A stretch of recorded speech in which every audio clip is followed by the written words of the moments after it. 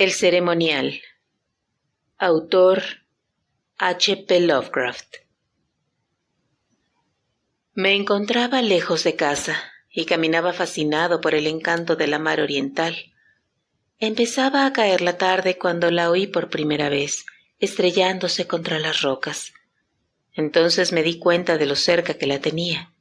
Estaba al otro lado del monte, donde los sauces retorcidos recortaban sus siluetas sobre un cielo cuajado de tempranas estrellas.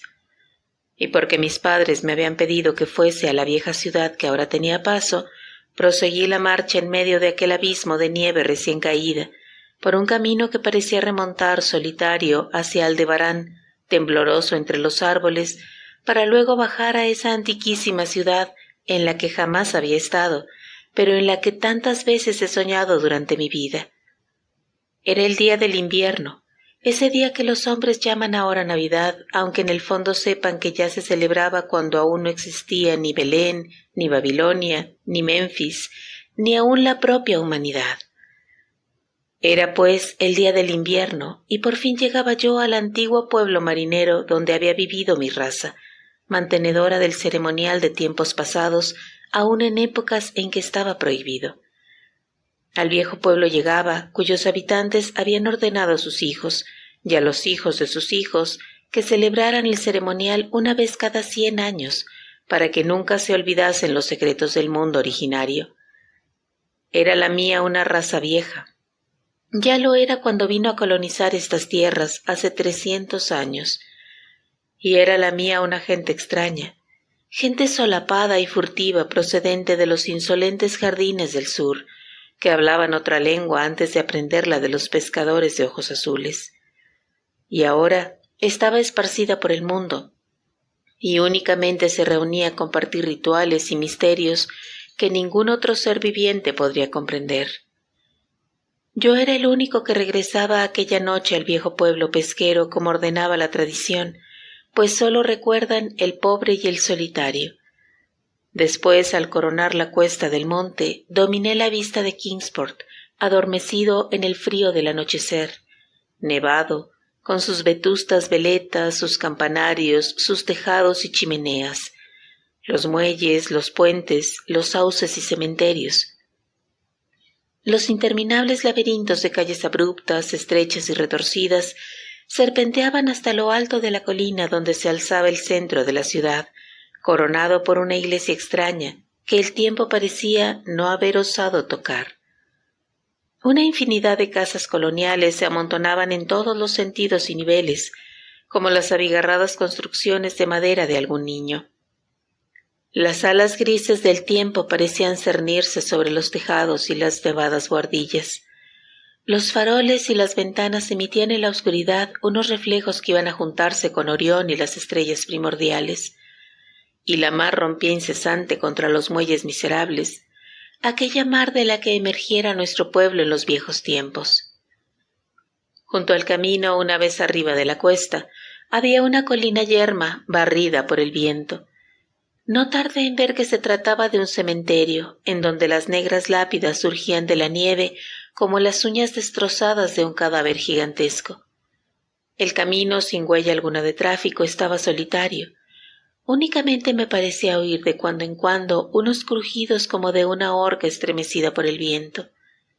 En 1692 ahorcaron a 4 de mi raza por brujería. Una vez que la carretera comenzó a descender hacia el mar, presté atención por si oía el alegre bullicio de los pueblos anochecer, pero no oía nada. Entonces recordé la época en que estábamos y se me ocurrió que el viejo pueblo puritano conservaría tal vez costumbres navideñas, extrañas para mí, y que entonces estaría entregado a silenciosas oraciones. Así que abandoné mis esperanzas de oír el bullicio propio de las fiestas, dejé de buscar viajeros con la mirada y seguí mi camino. Fui dejando atrás, a uno y a otro lado, las silenciosas casas de campo con sus luces ya encendidas. Después me interné entre las obscuras paredes de piedra, en las que el aire salitroso mecía las chirriantes enseñas de antiguas tiendas y tabernas marineras. Las grotescas aldabas de las puertas bajo los portales brillaban a lo largo de los callejones desiertos, reflejando la escasa luz que se escapaba de las estrechas ventanas encortinadas. Traía conmigo el plano de la ciudad y sabía dónde se encontraba la casa de los míos. Se me había dicho que sería reconocido y que me darían acogida porque la tradición del pueblo posee una vida muy larga, de modo que apresuré el paso y entré en Black Street hasta llegar a Circle Court. Luego continué por Green Lane, única calle pavimentada de la ciudad que va a desembocar detrás del edificio del mercado. Aún servía el antiguo plano y no me tropecé con dificultades. Sin embargo, en Arkham me habían mentido al decirme que había tranvías. Al menos yo no veía redes de cables aéreos por ninguna parte. En cuanto a las vías, es posible que las ocultara la nieve. Me alegré de tener que caminar porque la ciudad revestida de blanco me había parecido muy hermosa desde el monte.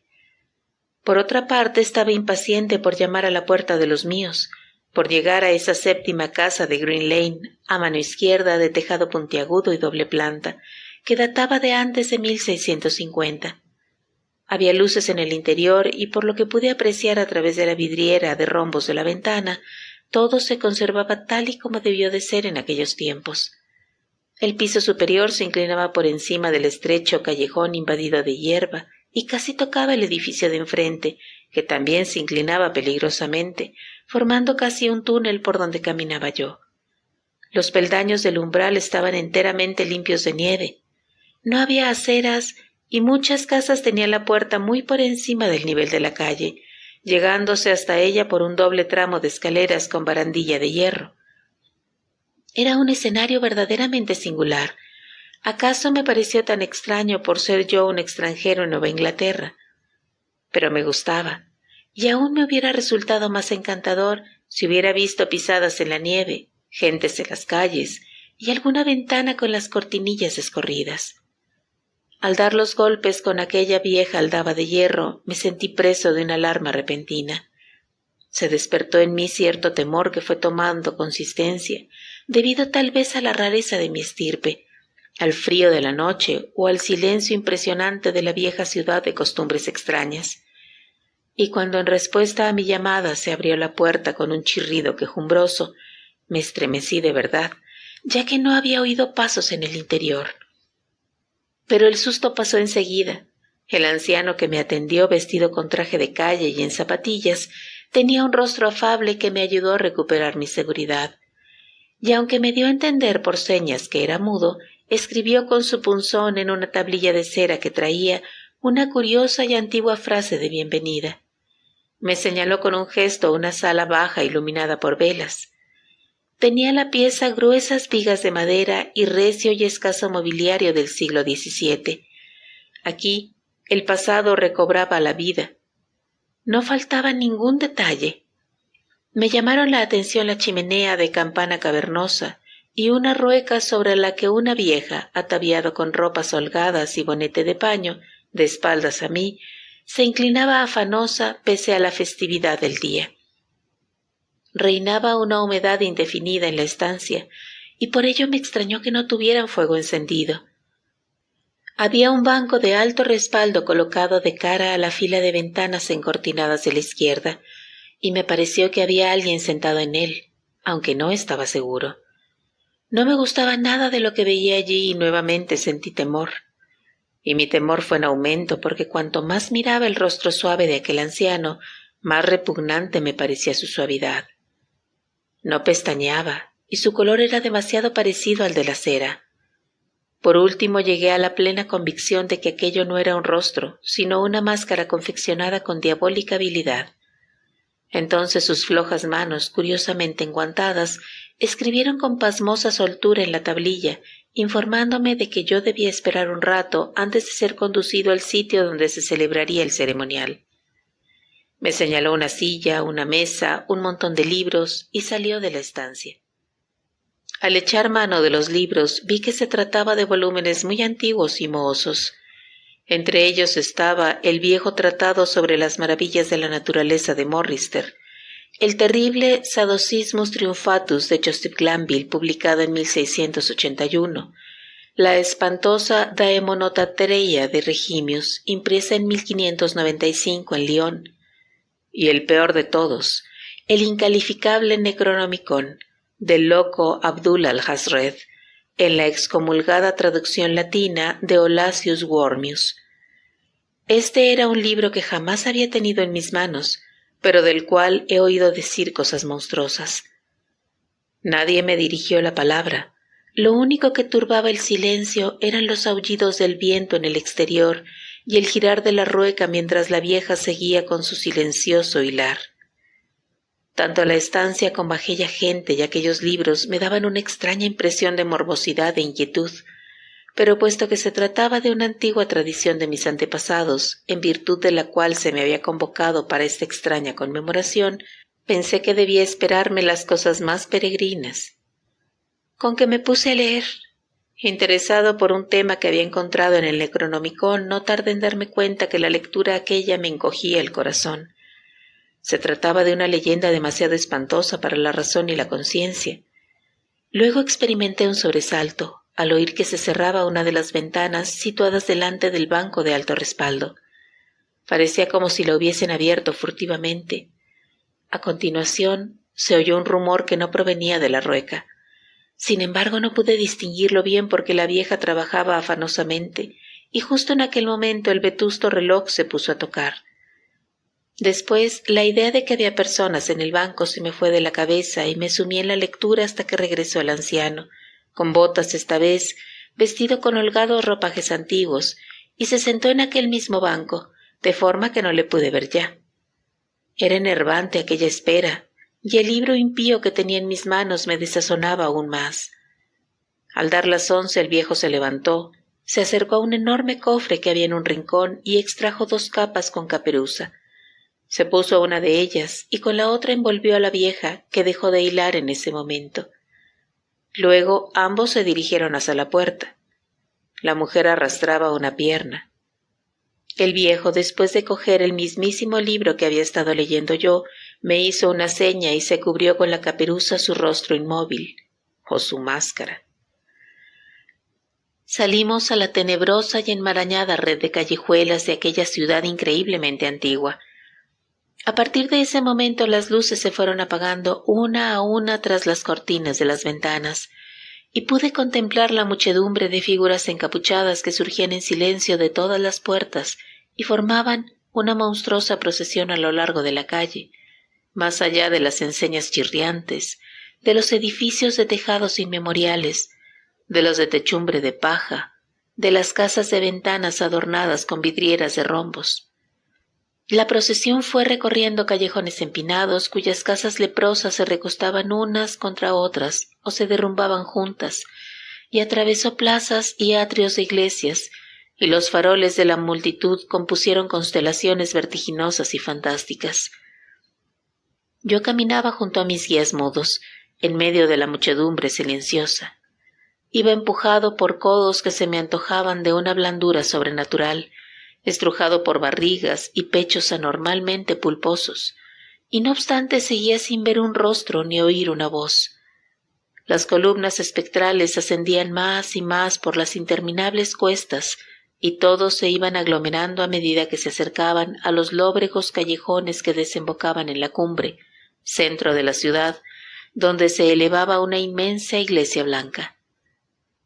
Ya la había visto antes desde lo alto del camino, cuando me detuve a contemplar Kingsport en las últimas luces del atardecer, y me estremecí al imaginar que Aldebarán había temblado un instante por encima de su torre fantasmal. Había un espacio despejado alrededor de la iglesia. En parte era cementerio parroquial y en parte plaza medio pavimentada, flanqueada por unas casas enfermas de puntiagudos tejados y aleros vacilantes, donde el viento azotaba y barría la nieve. Los fuegos fatuos danzaban por encima de las tumbas, revelando un espeluznante espectáculo sin sombras. Más allá del cementerio, donde ya no había casas, pude contemplar de nuevo el parpadeo de las estrellas sobre el puerto. El pueblo era invisible en la oscuridad. Solo de cuando en cuando se veía oscilar algún farol por las serpenteantes callejas, delatando a algún retrasado que corría para alcanzar a la multitud que ahora entraba silenciosa en el templo. Esperé a que terminaran todos de cruzar el pórtico, para que acabaran así los empujones. El viejo me tiró de la manga, pero yo estaba decidido a entrar de último. Cruzamos el umbral y nos adentramos en el templo rebosante y oscuro. Me volví para mirar hacia el exterior. La fosforescencia del cementerio parroquial derramaba un resplandor enfermizo sobre la plaza pavimentada. Y de pronto sentí un escalofrío. Aunque el viento había barrido la nieve, aún quedaban rodales sobre el mismo camino que conducía al pórtico. Y sobre aquella nieve, para asombro mío, no descubrí ni una sola huella de pies, ni siquiera de los míos. La iglesia apenas resultaba iluminada a pesar de todas las luces que habían entrado, porque la mayor parte de la multitud había desaparecido. Todos se dirigían por las naves laterales, sorteando los bancos, hacia una abertura que había al pie del púlpito, y se deslizaban por ella sin hacer el menor ruido. Avancé en silencio. Me metí en la abertura y comencé a bajar por los gastados peldaños que conducían a una cripta oscura y sofocante. La cola sinuosa de la procesión era enorme. El verlos a todos rebuyendo en el interior de aquel sepulcro venerable me pareció horrible de verdad.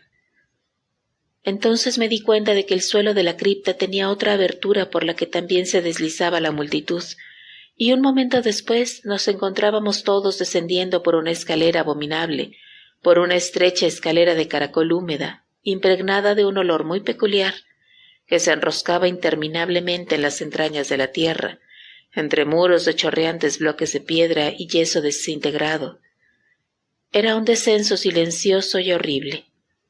Al cabo de muchísimo tiempo observé que los peldaños ya no eran de piedra y argamasa, sino que estaban tallados en la roca viva.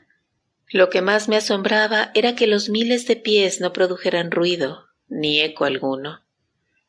Después de un descenso que duró una eternidad, vi unos pasadizos laterales o túneles que, desde ignorados nichos de tinieblas, conducían a este misterioso acceso vertical.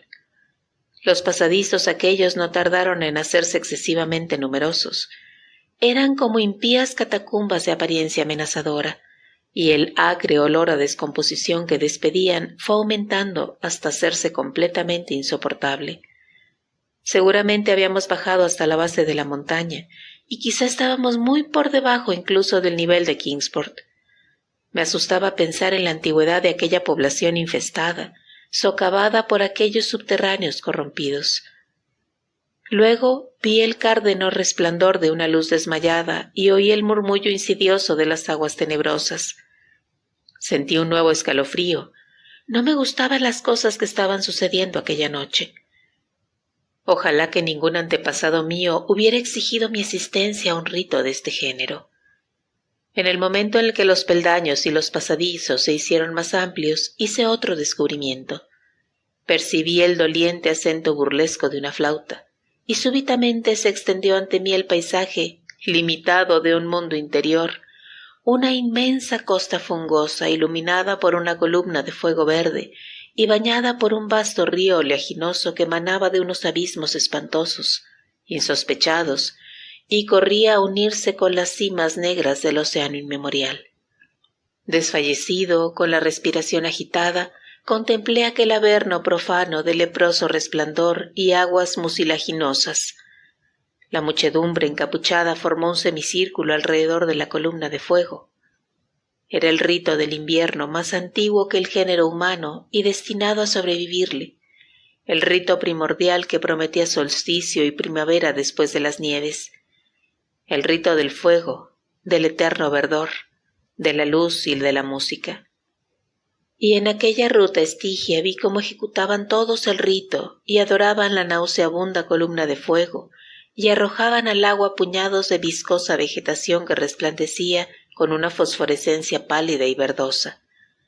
Y vi también, fuera del alcance de la luz, un bulto amorfo, achaparrado, que tocaba la flauta de modo repugnante.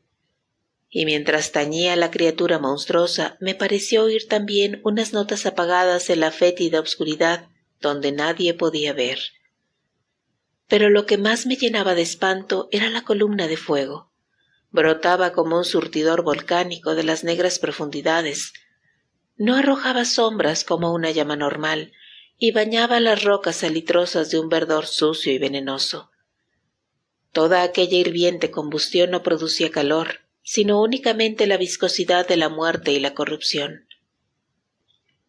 El hombre que me había guiado se escurrió ahora hasta colocarse junto a la horrible llama y ejecutó unos rígidos ademanes rituales hacia el semicírculo que le miraba. En determinados momentos del ceremonial, los asistentes rindieron homenaje de acatamiento, especialmente cuando levantó por encima de su cabeza aquel detestable Necronomicon que llevaba consigo. Yo también tomé parte en todas las reverencias, puesto que había sido convocado a esta ceremonia de acuerdo con los escritos de mis antecesores.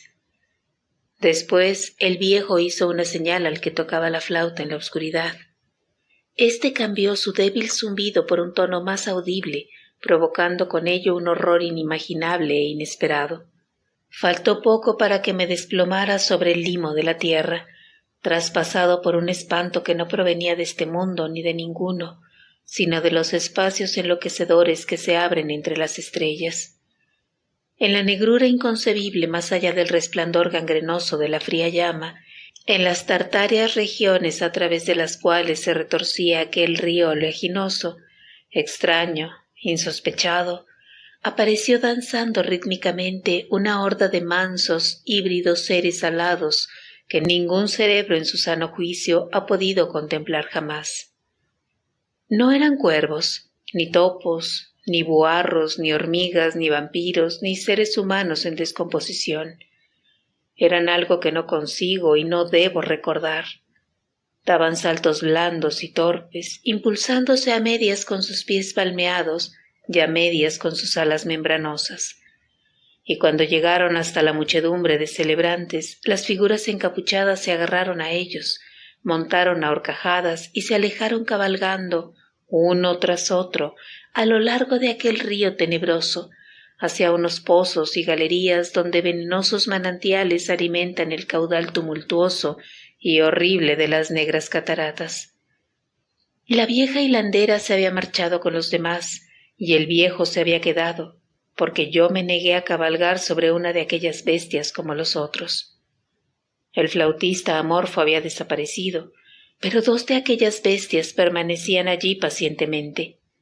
Al resistirme a cabalgar, el viejo sacó su punzón y su tablilla y me comunicó por escrito que él era el verdadero delegado de aquellos antepasados míos que habían fundado el culto al invierno en este mismo venerable lugar, que había sido decretado que yo volviera allí y que faltaban por celebrarse los misterios más recónditos. Escribió todo esto en un estilo muy antiguo, y aún dudaba yo cuando sacó de sus amplios ropajes un sello y un reloj con las armas de mi familia, para probar que todo era según había dicho él. Pero la prueba era espantosa, porque yo sabía por ciertos documentos antiquísimos que aquel reloj había sido enterrado con el tatarabuelo de mi tatarabuelo en 1698. Al poco rato el viejo echó hacia atrás su capucha y me mostró el parecido familiar de su rostro. Pero aquello me hizo estremecer porque yo estaba convencido de que se trataba solamente de una diabólica máscara de cera. Las dos bestias voladoras aguardaban y arañaban inquietas los líquenes del suelo, y me di cuenta de que el viejo estaba a punto de perder la paciencia. Cuando uno de aquellos animales comenzó a moverse, alejándose del lugar, el viejo se volvió rápidamente y lo detuvo, de suerte que con la rapidez del movimiento se le desprendió la máscara que llevaba en el lugar correspondiente a la cabeza. Y entonces, al ver que aquella pesadilla se interponía entre la escalera de piedra y yo, me arrojé al fondo oleaginoso del río pensando que sin duda desembocaría por alguna cavidad en el fondo del océano. Me lancé en aquel jugo pútrido de las entrañas de la tierra antes de que mis locos chillidos pudieran hacer caer sobre mí las legiones de cadáveres que aquellos abismos pestilentes ocultaban. En el hospital me dijeron que me habían encontrado en el puerto de Kingsport, medio helado al amanecer, aferrado a un madero providencial. Me dijeron que la noche anterior me había extraviado por los acantilados de Orangeport, cosa que habían deducido por las huellas que encontraron en la nieve. No hice ningún comentario. Mi cabeza era un caos. Nada encajaba con mi experiencia de la noche anterior. Los ventanales del hospital se abrían a un panorama de tejados de los que apenas 1 de cada 5 podían considerarse antiguos. Las calles vibraban con el estrépito de tranvías y automóviles. Me insistieron en que esto era Kingsport, cosa que yo no pude negar. Al verme caer en un estado de delirio cuando me enteré de que el hospital se encontraba cerca del cementerio parroquial de Central Hill, me trasladaron al Hospital St. Mary de Arkham, donde me atenderían mejor. Me gustó, en efecto, porque los médicos eran de mentalidad más abierta, y aún me ayudaron, ya que gracias a su influencia pude conseguir un ejemplar del censurable Necronomicon de Alhazred, celosamente guardado en la biblioteca de la Universidad de Miskatonic. Dijeron que sufría una especie de psicosis y convinieron en que el mejor sistema de alejar las obsesiones de mi cerebro era provocar mi cansancio a base de permitirme ahondar en el tema. De esta suerte llegué a leer el espantoso capítulo aquel y me estremecí doblemente, puesto que no era nuevo para mí. Lo que contaba lo había visto yo, dijeran lo que dijesen las huellas de mis pies, y era mejor olvidar el sitio donde lo había presenciado. Nadie durante el día me lo hacía recordar, pero mis sueños son aterradores a causa de ciertas frases que no me atrevo a transcribir. Sin embargo, citaré únicamente un párrafo. Lo traduciré lo mejor que pueda de este desgarbado latín vulgar en el que está escrito. Las cavernas inferiores, escribió el loco Alhazred, son insondables para los ojos que ven, porque sus prodigios son extraños y terribles. Maldita la tierra donde los pensamientos muertos viven reencarnados en una existencia nueva y singular, y maldita el alma que no habita ningún cerebro. Sabiamente dijo Ibn Shakabad, bendita la tumba donde ningún hechicero ha sido enterrado, y felices las noches de los pueblos donde han acabado con ellos y los han reducido a cenizas. Pues de antiguo se dice que el espíritu que se ha vendido al demonio no se apresura a abandonar la envoltura de la carne, sino que ceba e instruye al mismo gusano que roe, hasta que de la corrupción brota una vida espantosa, y las criaturas que se alimentan de la carroña de la tierra aumentan solapadamente para hostigarla, y se hacen monstruosas para infestarla. Excavadas son, secretamente, inmensas galerías donde debían bastar los poros de la tierra, y han aprendido a caminar unas criaturas que sólo deberían arrastrarse.